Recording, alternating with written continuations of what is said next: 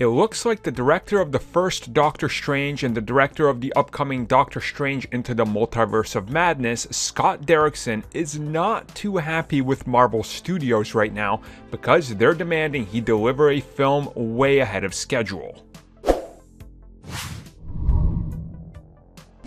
So I think by now most of you know how Hollywood works. They have a certain amount of money per studio, and they find the best fits for when a film should come out that they believe will earn them the most revenue.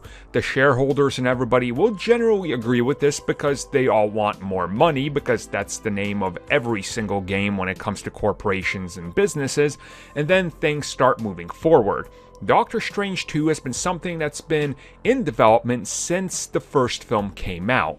And recently we did find out that Doctor Strange 2 did have a release date for the spring of 2021. Now, of course, this is a big blockbuster film that is not shooting already.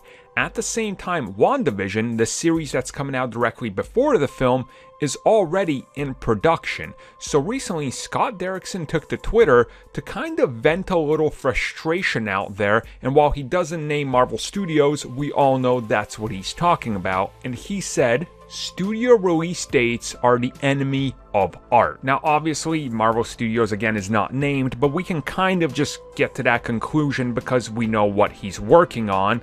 And obviously they have a release date that they have to meet, and if they fall behind, that doesn't look good for anybody, especially the investors, the guys that don't even care, they just want their money. And of course, with them shooting WandaVision, next moving on into shooting Loki, and both of these depend on the Multiverse of Madness, this film's gotta get out there. So him venting his frustration out there is really nothing new. And if you guys check those comments, there's some people that worked on other films that say they actually like it because they feel the pressure and they get the product out there. Specifically, one guy that replied actually was hands-on with X-Men First Class. And he said the quick turnaround time and pressure from studio to get it done was actually beneficial to that film as opposed to some of the other ones. So this is one of those interesting things where, you know, it's been in development for so long. What's taking so long to get this film, you know, like in front of a camera, and why is it taking this long? But at the same time, I think you have to realize that they have to start by at least a year out from the release of the film. Any less than that, and they're really cutting it too close, and Marvel Studios usually likes to do a year.